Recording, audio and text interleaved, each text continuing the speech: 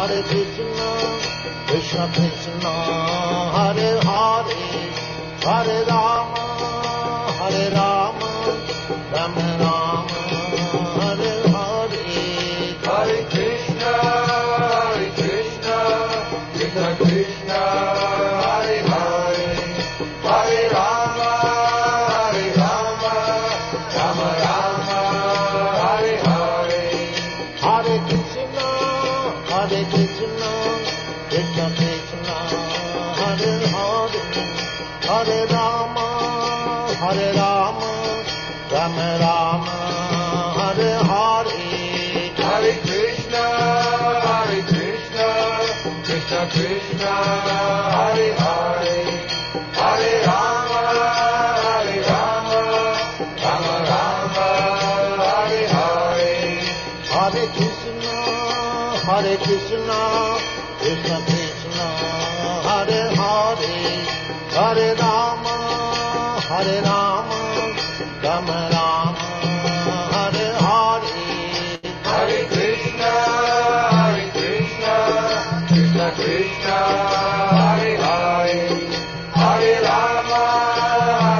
Rama, Rama Rama, Hare Hare. Hare Krishna, Krishna Krishna, Hare Hare, Hare Rama, Rama Rama, Hare Hare. Hare Krishna, Krishna Krishna, Hare Hare, Hare Rama,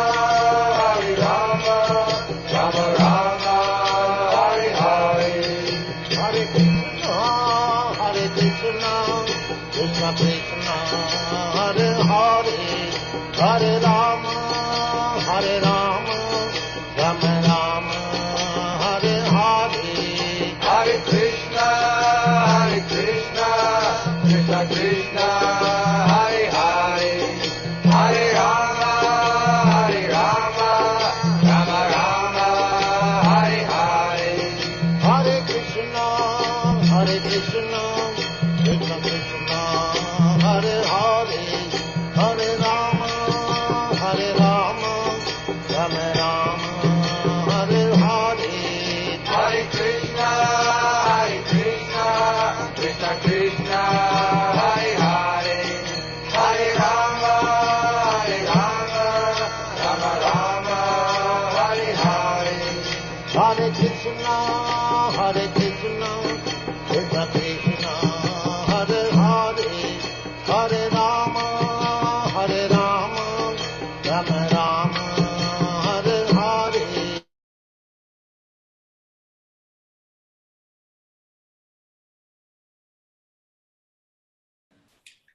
Hare Krishna, Jaganmohan Prabhu ji, Dandavat Pranams. Hare Krishna, Prabhuji, Dandavat. Hare Krishna, Prabhuji, let me. Hare Krishna devotees, welcome all of you for the today's morning program, Nityam Bhagavata Sevaya. And today we are very fortunate to have His Grace Jaganmohan Chaitanya Prabhu, and Prabhu will enlighten us on Srimad Bhagavatam, 4th canto, 25th chapter, verses 43, 44, and 45. Over to you, Prabhuji. Hare Krishna. Prabhu, can I share the screen? Yes, Prabhuji, you have rights. Okay.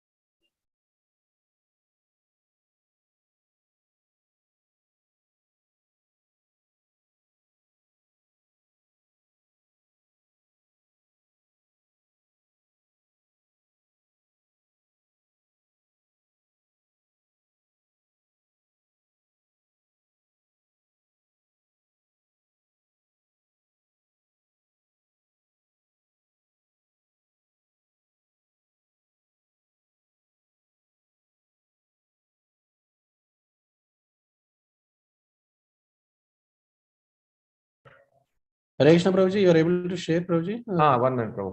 I'm just. Okay.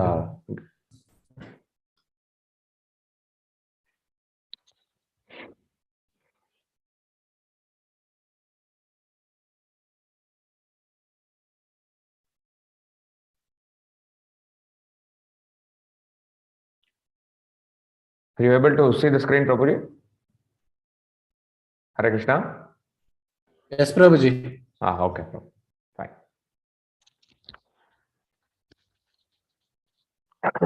Hare Krishna. So, I welcome all of you for this Nityam Bhagavata Sevaya program today morning.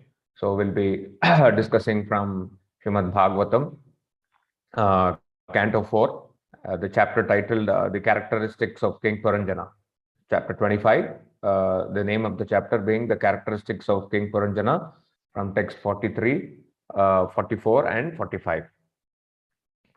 Om Namo Bhagavate Vasudevaya. Om Namo Bhagavate Vasudevaya. Om Namo Bhagavate Vasudevaya. Narayanam Namaskritya Naranchaiva Narottamam Devim Saraswatim Vyasam Tato Jayamudhirayet Nashtaprayeshu Abhadreshu Nityam Bhagavata Sevaya Bhagavatyottama Shloke Bhaktir Bhavati Naishtaki Idam Bhagavata Nama Purana Brahma Samhitam Uttama Shloka Charitam Chakara Bhagavan Rishi Nihashreyasya Lokasya Dhanyam Swastyayanam Mahat Shunvataha Swakataha Krishna Punyashravana Kirtanaha हृदयन्तस्थो हि अयभद्राणि विदुनोति सुहृत्सतां मूकं करोति वाचालं पंगुं लङ्घायते गिरिं यत्कृपातमहं वन्दे श्रीगुरुं दीनतारिणं परमानन्दमाधवं श्रीचैतन्य ईश्वरम् ॐ अज्ञानातिमिरान्धस्य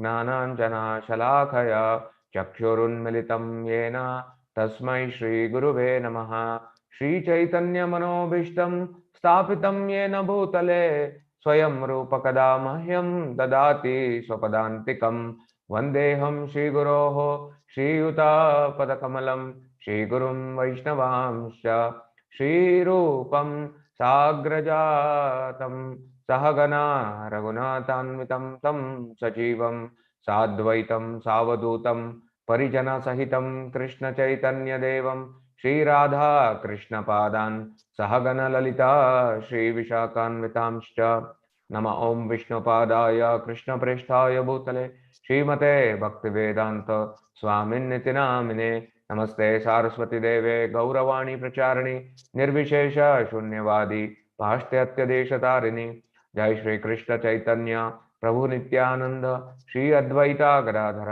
शिवासदि गौर भक्त वृंद हे कृष्णा करुणा सिंधु दीनबंधो जगत्पते गोपेश गोपिका कांता राधा कांता नमोस्तुते तप्त कांचन गौरांगी राधे वृंदावनेश्वरी वृषभानुसुते देवी प्रणमामि हरिप्रिये वाञ्छाकल्पतरुभ्यश्च कृपा सिन्धुभ्य एव च पतितानां पावनेभ्यो वैष्णवेभ्यो नमो नमः हरे Krishna Krishna Krishna Hare Hare Hare Ram Ram Ram Hare Hare Hare Krishna Krishna Krishna Hare Hare Hare Ram Ram Ram Hare Hare Hare Krishna Krishna Krishna Hare Hare Hare Ram Ram Ram Hare Hare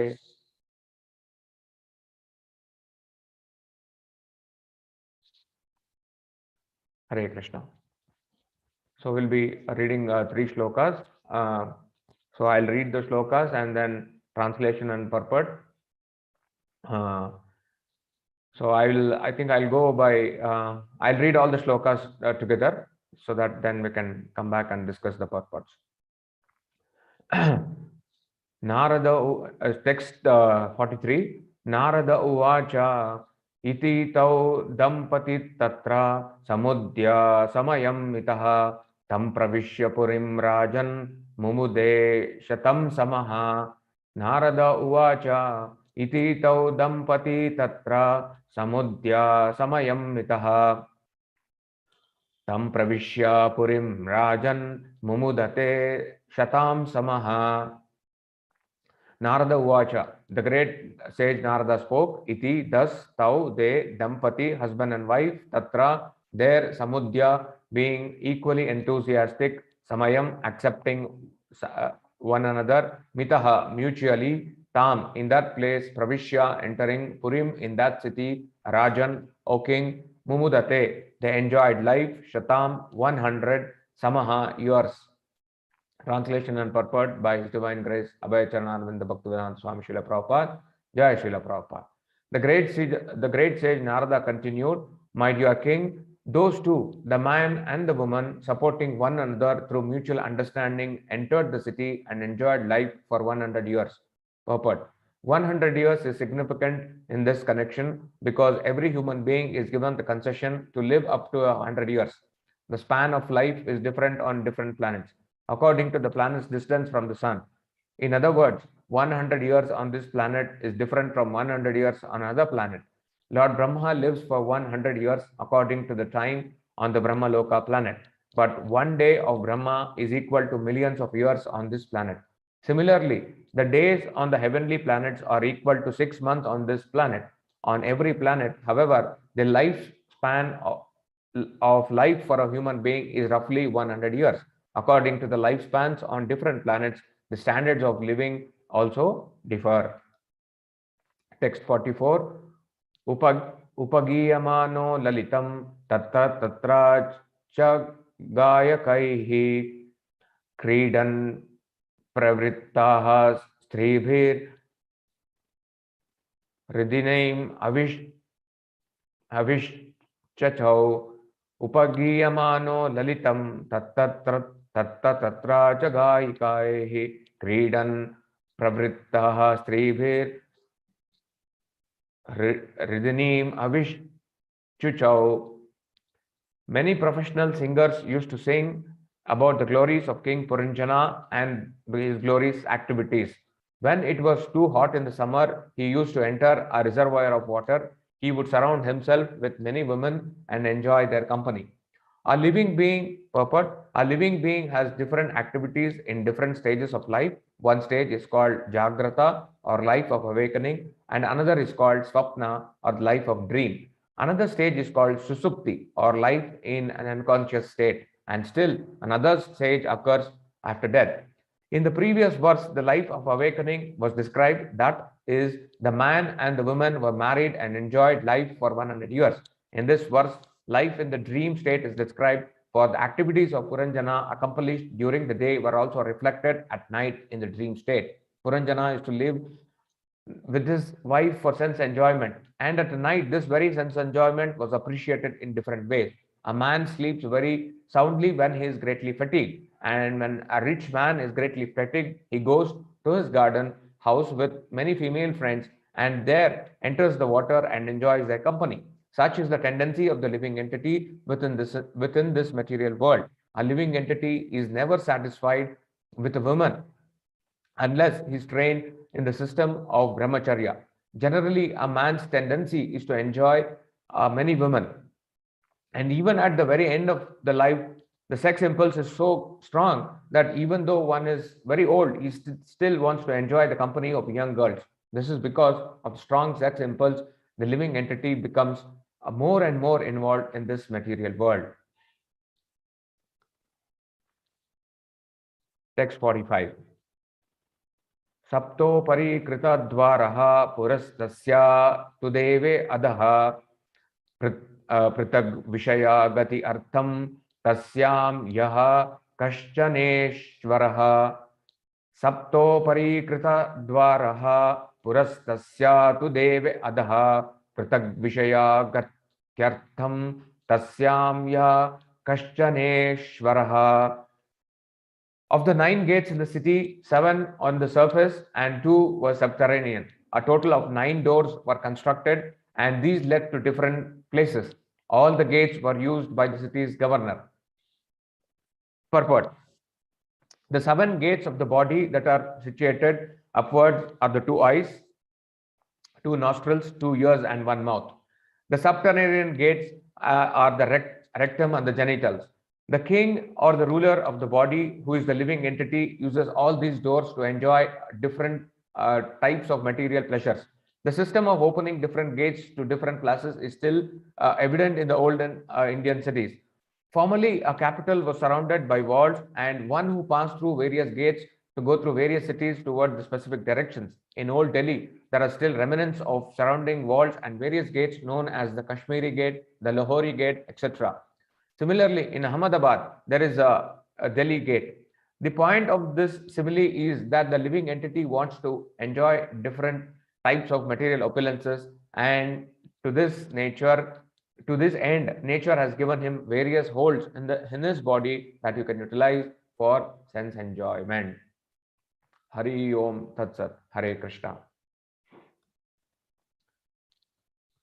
So here, in this chapter, the story of the King Puranjana and his wife is being described. How King Puranjana and his wife are enjoying each other's company has been described. This is the sort of the natural happening between, and as it appears, there's the natural happenings between a husband and wife, and also it reflects the natural day-to-day affairs that is happening in today's material world.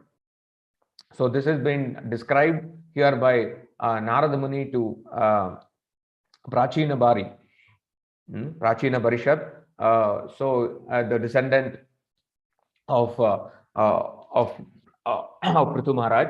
So it's being described in this. This story is an allegorical story where Narada Muni is trying to explain the futility of material world in order to make the king Prachina Bari understand the significance of devotional service and the futility of sense enjoyment is being explained by a story of that of King Puranjana. So in yesterday's class we were hearing about how the woman is attracted to the man, and the man is attracted to the woman. So this is the natural tendency. So Srila Prabhupada in many ways, in many of his lectures, he explains this material world is called Maitunagara, a place where it is full of sense enjoyment. The provision for sense enjoyment is overwhelming for all the living entities who are inherited this planet. So the same Narada Muni is trying to explain the same thing to King Prachina Bari, and he is quoting the example of and the allegorical comparison is given to that king King Puranjana, and that comparison is made to the human body. So he's saying here, the man and the woman supporting one another through mutual understanding entered the city and enjoyed the life for 100 years. Here the city refers to the human body, and the man and the woman refers to the two individual souls. So the two individual souls got two individual bodies, and they are supporting one another, and they entered the city in the sense they have the body or the human body, and they have enjoyed the life for 100 years. So Prabhupada is mentioning here that 100 years is significant in this connection. So 100 years is the time frame for which each individual soul has to go through in a particular body. So whether the living entity is here in this material, in this planet, earthly planet, or in heavenly planets, more or less everybody's time duration is about 100 years. So the facilities also vary from planet to planet, depending on one's karma. One gets a body in a higher planet or a body in the lower planetary system. So similarly, the enjoyment is different in different planets. Even in the material world, we can see that a person born in a rich family, he enjoys many kinds of facilities. whereas a person born in a not so opulent family has to suffer so many tribulations going through his life. So this varies from planet to planet and person to person, but the sense of enjoyment remains the same, whether one is born in a heavenly planet or one is born in a on an earthly planet. The tendency to enjoy the senses remains the same. So here in the next verse, Narada is explaining what are the three different types of states when a person goes through. That is, one is in a Jagrata state, or one is in a Swapna state, and one in a Susupti state. So in the previous verse, we read about the Jagrata state, what the man and the woman are doing. So in here, King Puranjana accepted a woman, Purvachiti. So he accepts her, and then they enjoy each other's company for 100 years. So that is the Jagrata state. They enjoyed the 100 years, means they were enjoying each other's company. Then that means they were indulged in sense gratification for such a long period of time. And one is habituated for sense gratification in the day-to-day affairs. That is, when is Jagrata, consciously when he is indulging in sense gratification, naturally the thought process or the consciousness is to enjoy the senses to the fullest of extent. So naturally, when he's when the day he's thinking about only sense gratification, or the means and means which he can increase his sense gratification, naturally when he's resting, so the mind is habituated to facilitate a person to sense gratification. So when he goes to sleep, so naturally the thought process is also about sense gratification, and even in his dreams is thinking of sense gratification. So the day and night is working very hard to enjoy sense gratification.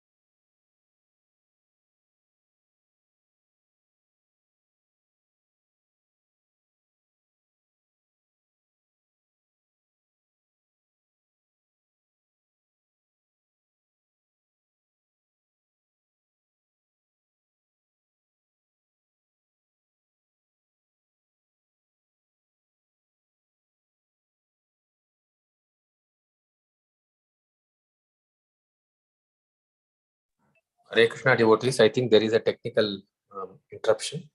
Kindly wait, Prabhuji will log in again.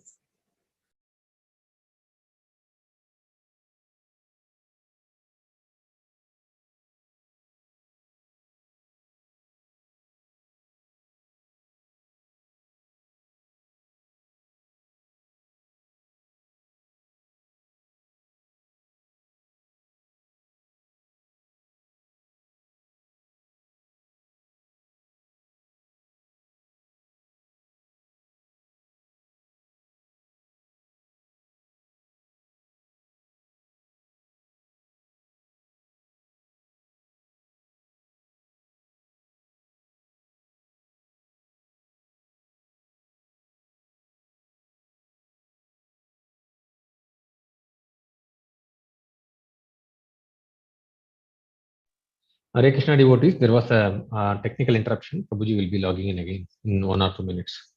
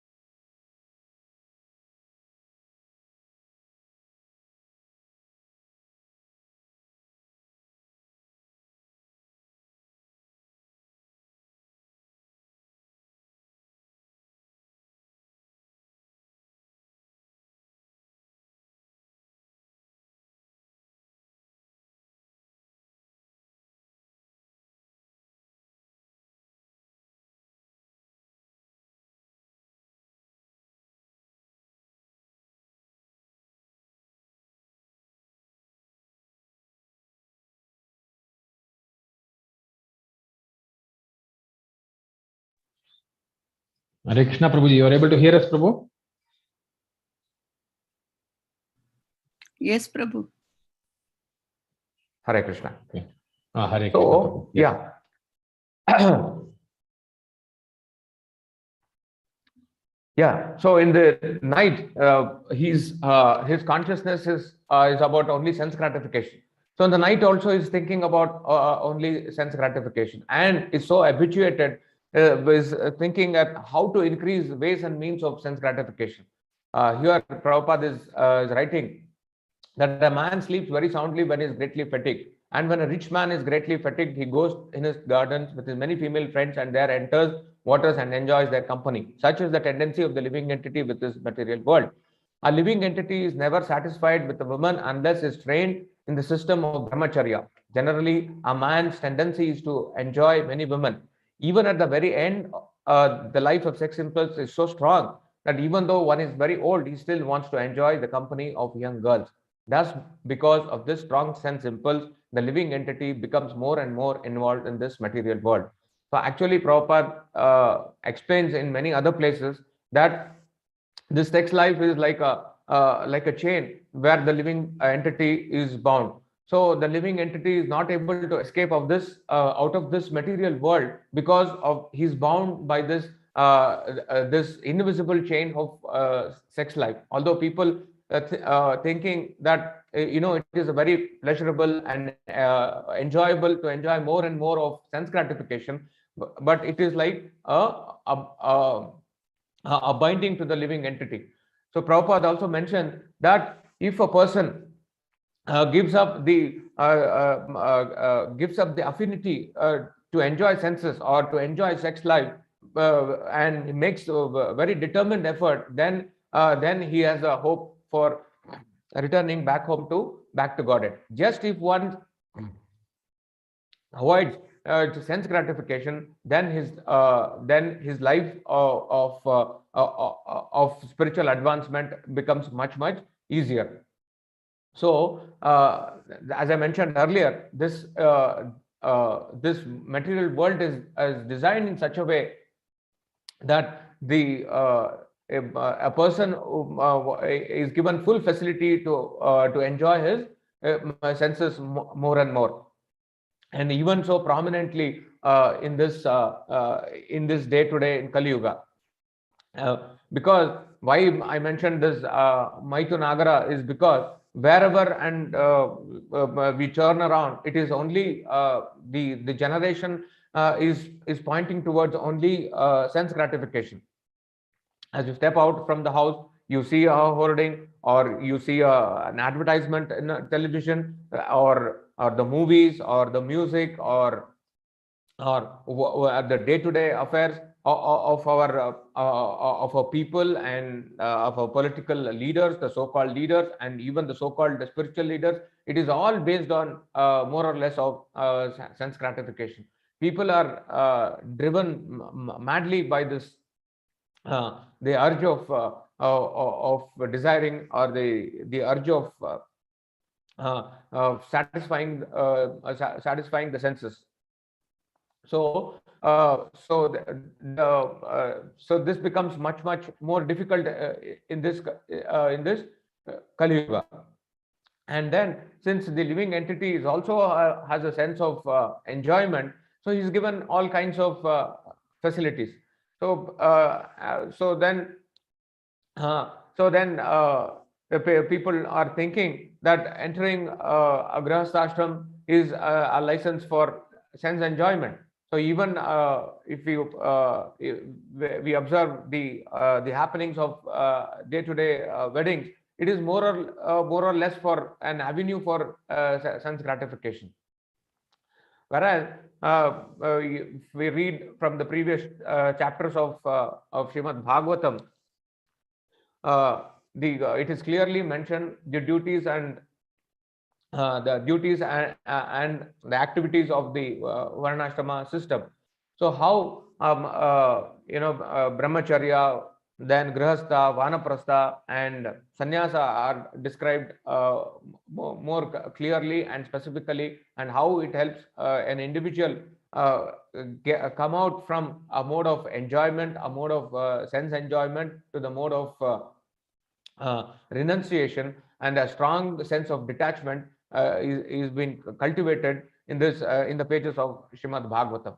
So it is explained clearly the role of Varnashrama system. So the children have to be trained from the very beginning of the life of brahmacharya, and then the duties of grihastha, then vanaprastha and sannyasa. So all these have to be followed.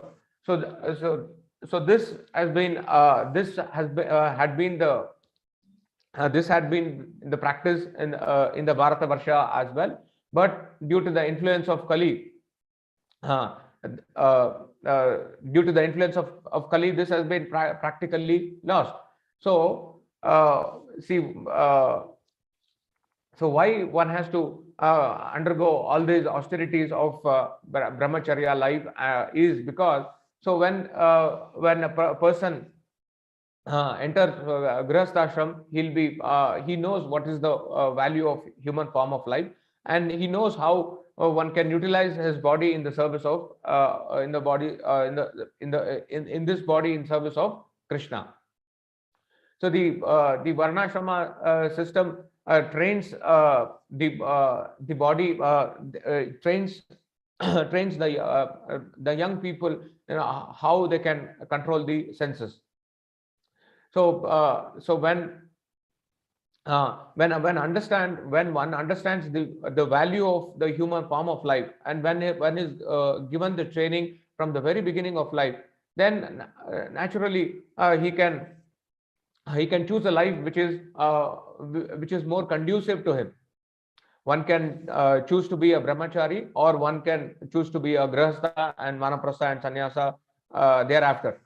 See, the system was in Vedic time, when the children are born, or and then the process of getting children is also described in the Vedic scriptures. When the elders of the family decide that their children are to be married, they find a suitable match, and then the marriage is performed.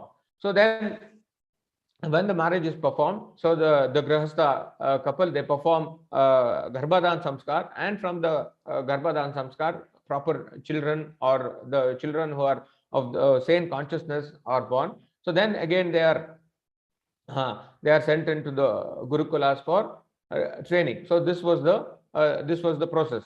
So the process is such that see, the idea of entering into married life is to have children who are God conscious.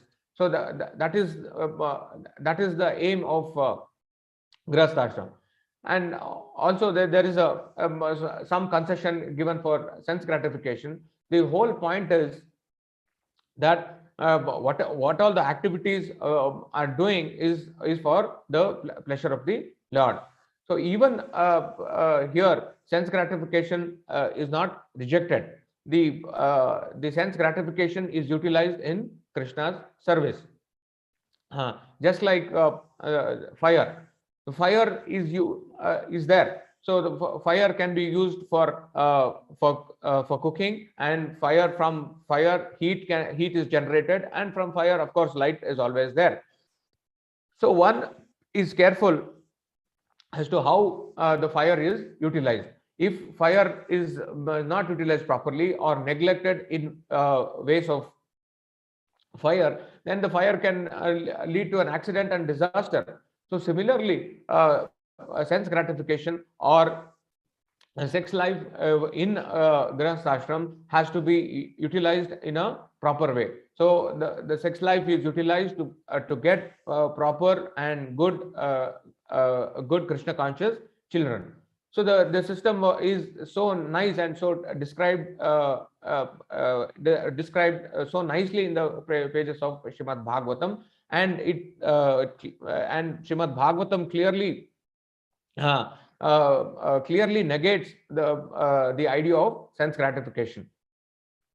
So even it is mentioned that if husband and wife are to have a relation, they have to seek permission from the spiritual master before entering into a relationship. So as we sing in the Guru Pranama mantra, Aha Prabhu Korodayo Deho Mora Padachaya.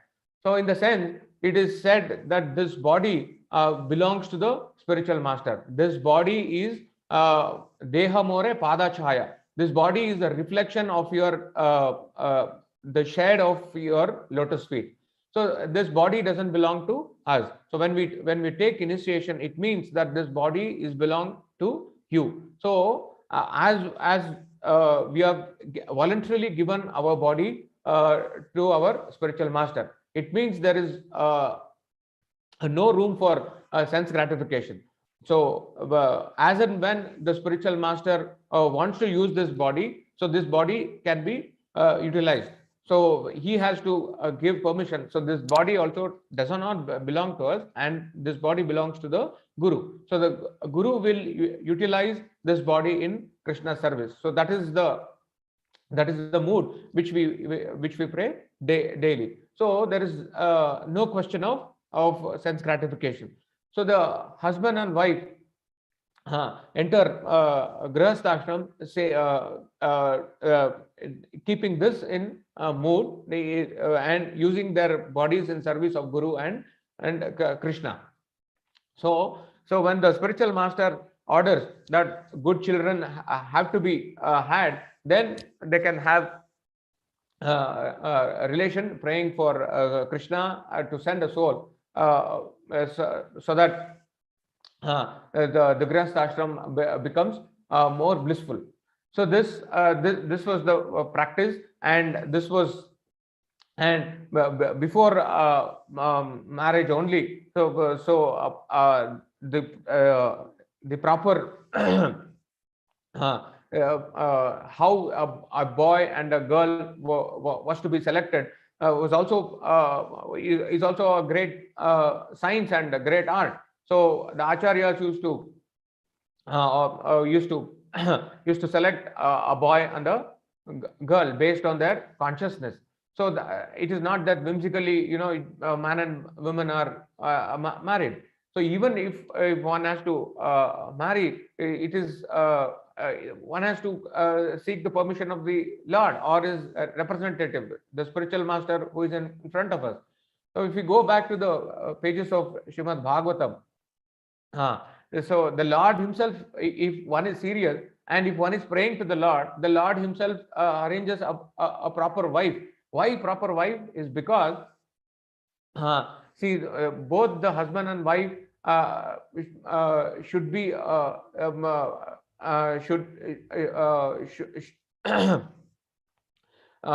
should not be affected by the mode of passion and ignorance.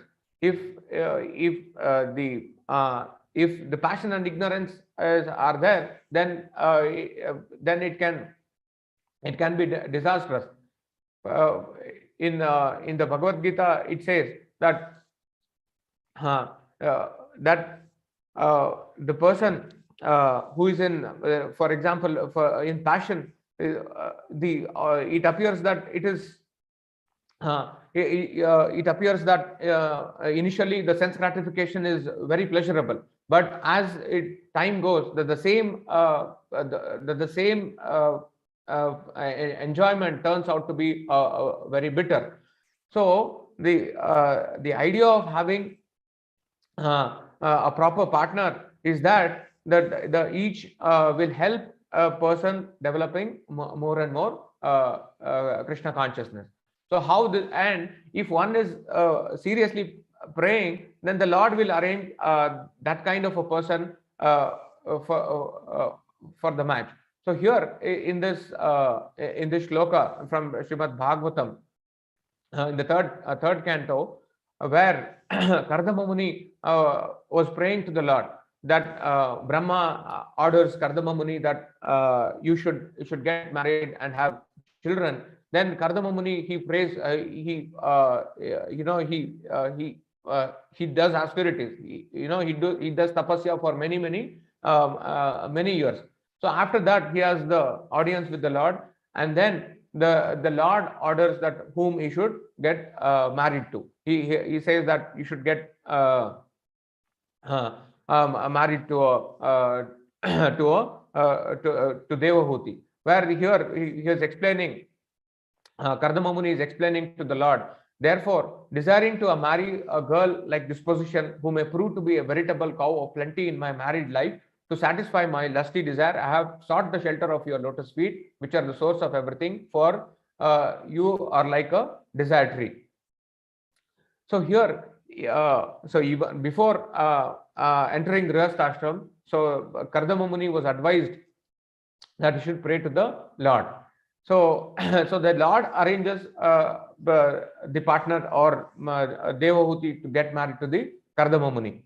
So Prabhupada is writing in this purport that Kardama Muni could have asked his benediction for Uma. It is recommended in the scriptures that if anyone wants a good wife, he should worship Uma. But he preferred to worship the Supreme Personality of Godhead, because it is recommended in Srimad Bhagavatam that everyone, whether he is full of desires, has no desires for liberation, should worship the Supreme Lord. Of these three classes of men, one tries to be happy by fulfillment of material desires, another wants to be happy by becoming one with the Supreme, and another, the perfect man, is a devotee. He does not want anything in return from the Supreme Personality of Godhead. The advantage of worshipping Supreme Person is that even if one desires for material enjoyment, if he worship Krishna, he will gradually become a pure devotee and no material hankering.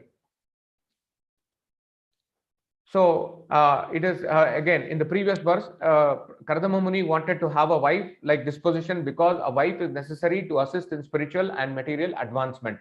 So this is the aim of entering Grihastha ashram. This should be the benchmark. It is said that a wife yields the fulfillment of all desires in religion, economic development, and sense gratification. If one has a nice wife, he is to be considered as a most fortunate man. In astrology, a man is considered fortunate who has great wealth, very good sons, or very good wife. Of these, one who has a very good wife is considered the most fortunate. Before marrying, one should select a wife like disposition and not to be enamored by so-called beauty or attractive features for sense gratification. In Srimad Bhagavatam, the 12th canto, it is said that in Kali Yuga, marriage will be based on consideration of sex life. As soon as there is deficiency in sex life, the question of divorce will arise. So, this Prabhupada is very clearly explaining here that the marriage should be based on serving the Supreme Personality of Godhead. The word ashram means a place where the Lord is worshipped. That is the literal meaning of word ashrama. So, and where the Lord is worshipped, be it a brahmacharya ashrama, be it a grihastha ashrama, be it a vanaprastha or a sannyasa, a place of where the Lord is worshipped. So one is entering grihastha ashram, it means that the Lord has to be worshipped. So it is both the individuals are coming together where they can serve the Supreme Personality of Godhead very nicely. So one is assisting each other in serving the Supreme Personality of Godhead, where there is a little bit of sense enjoyment is allowed. So Prabhupada compares it, the sense enjoyment, to that of a pickle. Pickle is in a main course. A pickle is only a little quantity of pickle is allowed to enhance the taste for the main course. It is not that the main course is pickle itself. So it's only a little amount of pickle is allowed. So similarly, a little amount of sense gratification is allowed, so that the Grihastha ashram, the tribulations of the Grihastha ashram can be overcome. But if that leads to if that alone is the basis of sense, that alone is the basis of grihastha ashram, then as Prabhupada is mentioning, that will lead to more and more discontentment. So in this verse, Prabhupada is explaining, I got this verse from Bhagavad Gita, where Prabhupada is explaining what happens if it is both either husband or a wife are more into passion and ignorance. So here Prabhupada in the shloka goes, Vishayendriya samyogat yattad agre amrutopamam pariname vishame iva tatsukam rajasam smritam. That happiness which is derived from contact of senses with the objects and which appears like nectar at first, but poison at the end, is said to be of the nature of passion. Purport: a young man and a woman meet, and the senses drive the young man to see her, touch her, and to have sexual intercourse. In the beginning, this may be very pleasing to the senses, but the end, after some time, it becomes just like poison. They are separated, or there is divorce, there is lamentation, there is sorrow, etc. Such happiness is always in the mode of passion. Happiness derived from combination of the senses and sense object is always a cause of distress and should be avoided at all time by all means. So in this material world, we are always born with these kind of qualities: the mode of goodness, mode of passion, and mode of ignorance. So sometimes mode of goodness is dominant, sometimes mode of passion and ignorance are dominant or dominating one quality or the other. But in Kali Yuga, the influence is so much, it is predominantly more of ignorance and passion. There's so much of passion, as I mentioned, that if you step out of the house, there is so much of passion going around. So a person is being pushed pushed with a strong force to enjoy passion and ignorance. So what happens with the ignorance? And that happiness which binds to self-realization, which is delusion from beginning to end, which arises from sleep, laziness, illusion, is said to be nature of ignorance. So this happens if more and more passion occurs, then that leads to ignorance. And when there is ignorance, then as we come back to this shloka of where Prabhupada is mentioning that Puranjana used to enjoy more women at the living entity is being he wants to enjoy more and more with more and more women. So this happens due to ignorance. So the sense of renunciation evaporates. The sense of detachment is not at all there. And when there is no sense of detachment, then where's the question of question of spiritual advancement? And what is happening with when there is a prominence of passion and ignorance? So in this shloka, the 45th verse, it is explaining the 9 gates of the body. Although it is mentioned the 9 gates in the city, this body or the allegorical city is compared to the body. The body is also 9 gates, and with that 9 gates means there is 9 avenues for sense enjoyment. So when the person is more or less in the modes of passion and ignorance, then all these 9 avenues for sense gratification is being utilized vehemently. So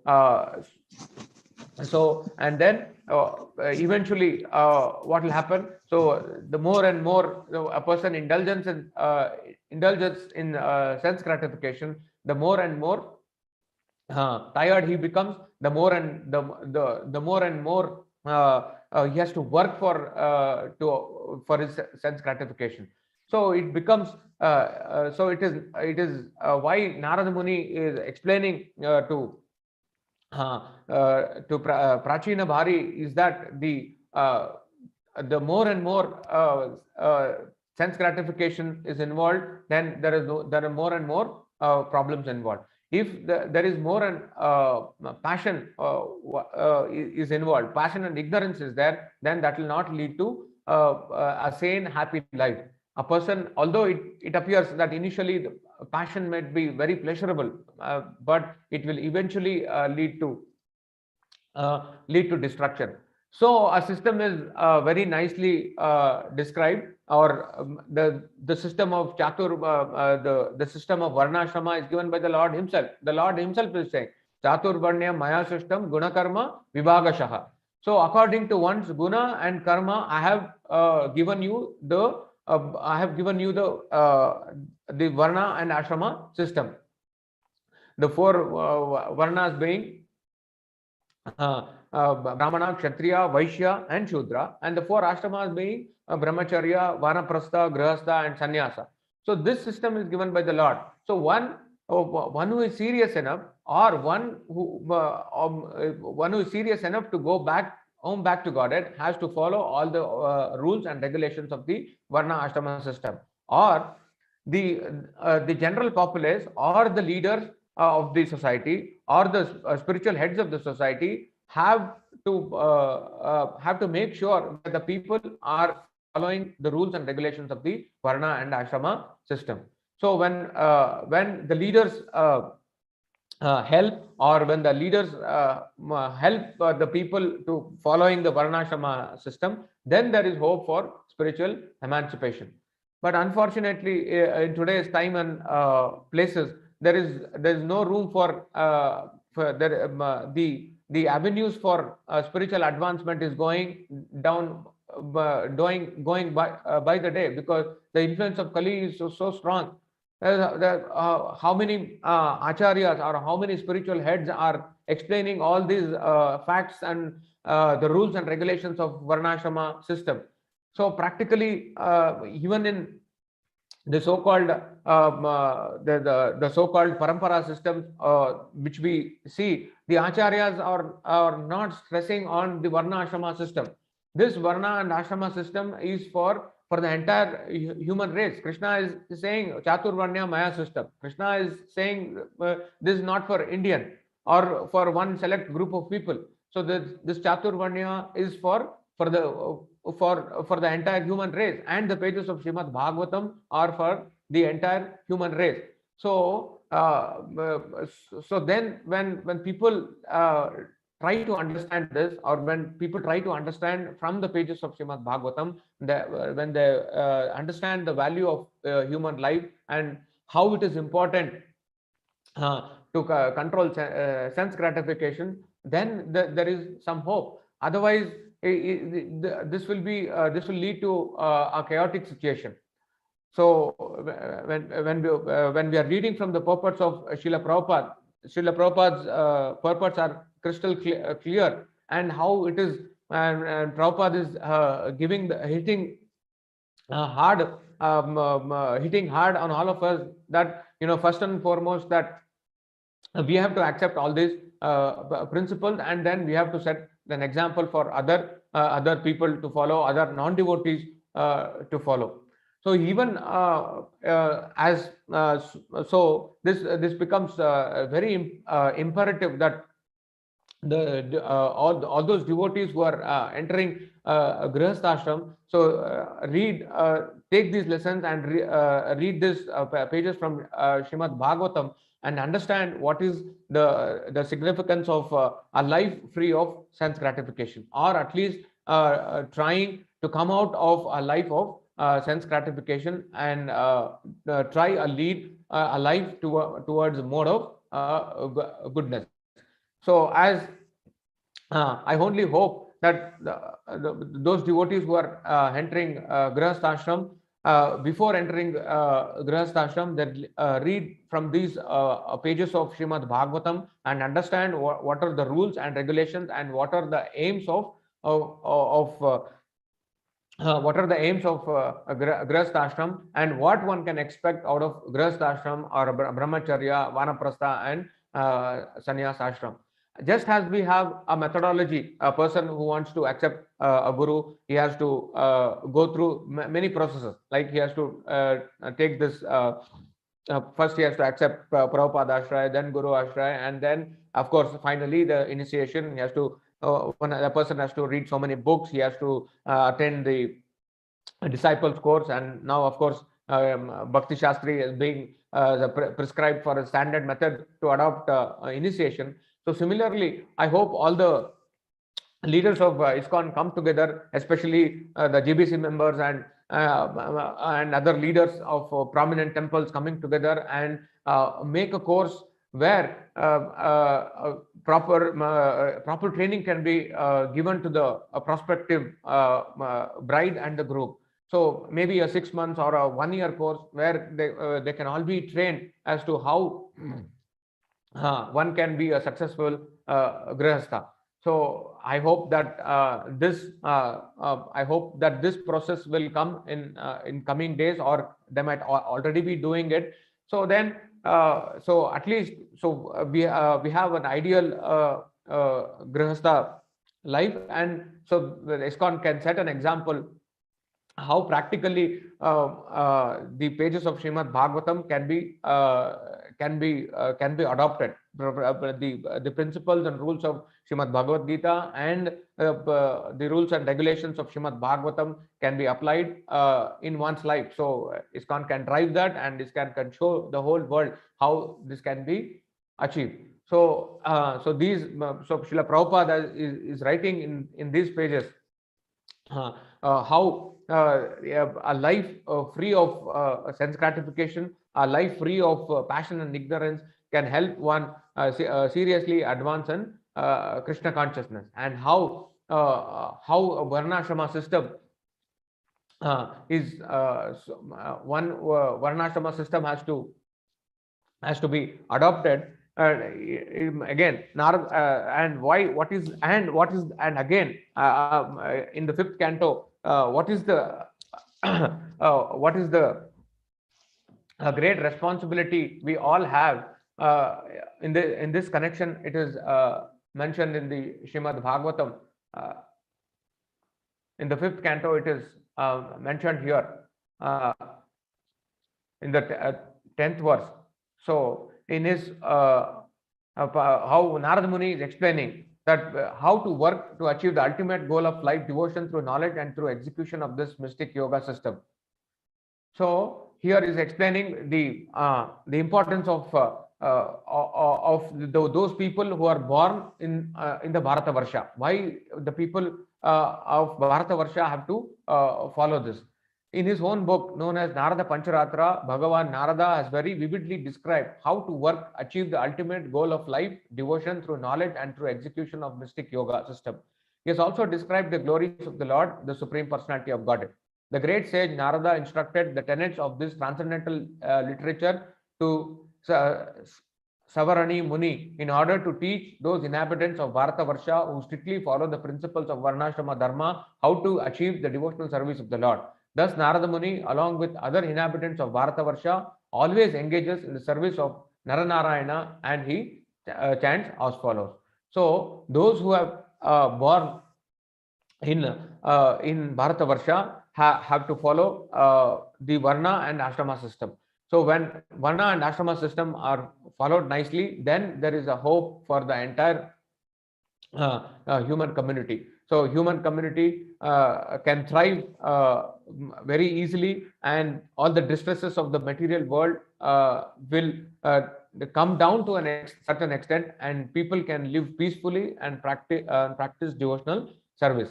So these pages of Srimad Bhagavatam are meant for everyone, especially those who want to enter Grihastha Ashram. So they have to at least go through these pages, at least for the first 2 or 3, 4, 5 cantos. They understand thoroughly, and then then the family life becomes blissful, where Krishna is the center of the activities, and then it can help not only themselves but also help other people in general, so that there's a sane society develops. If both the husband and wife are devotees, so they can perform Garbhadan Samskar, where nice children are born, and when nice children are born, then there's a nice society, then nice leaders are born. So from when nice leaders are leaders who are devotees of the Lord, then the Lord's will and wish are implemented on the face of the earth. So the Bhagavatam is giving this message. So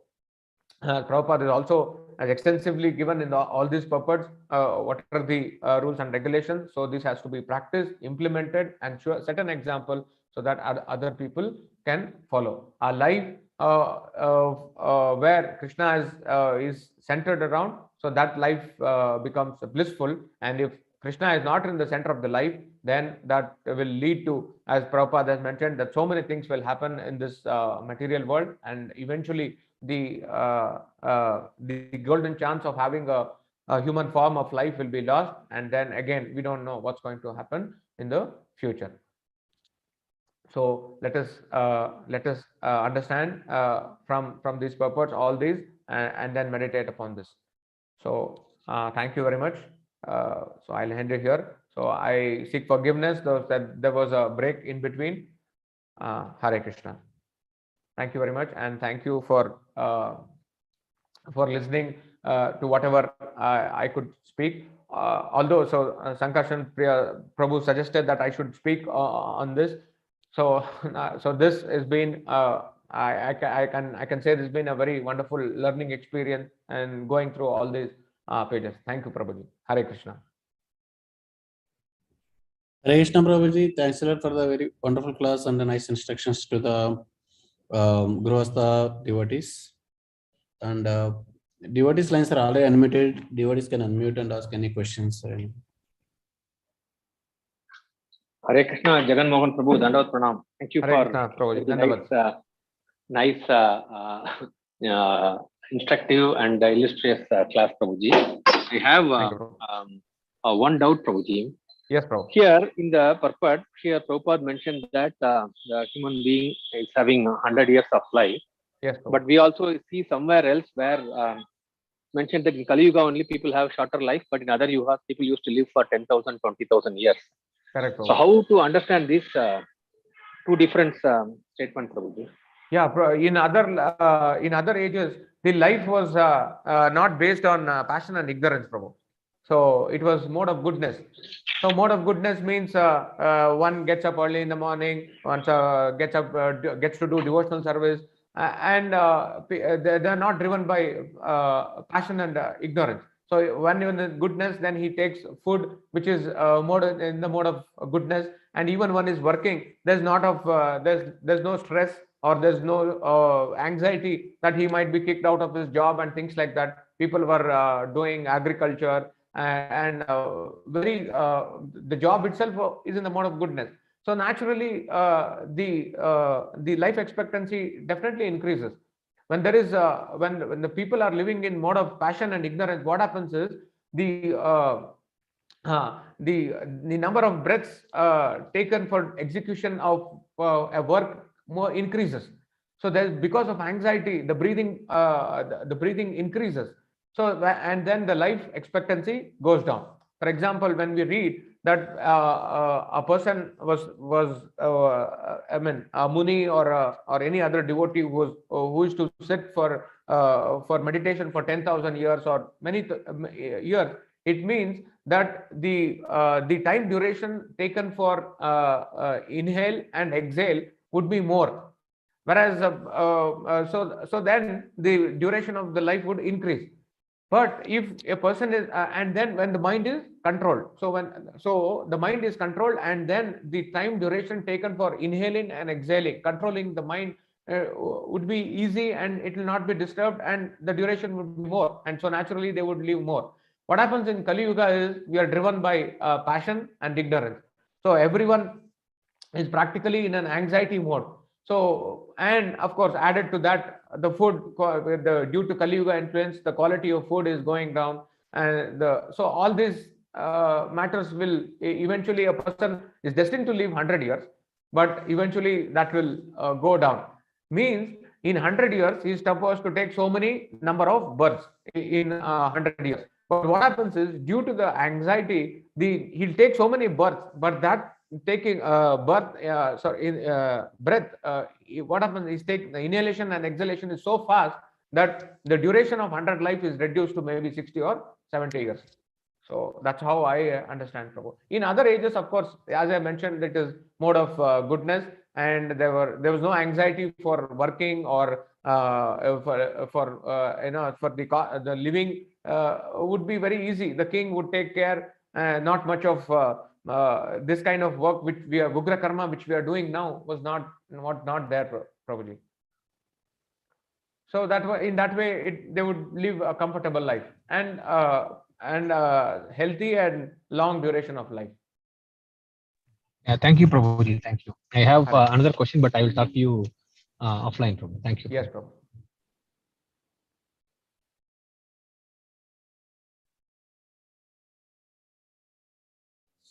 Hare Krishna devotees, any other questions?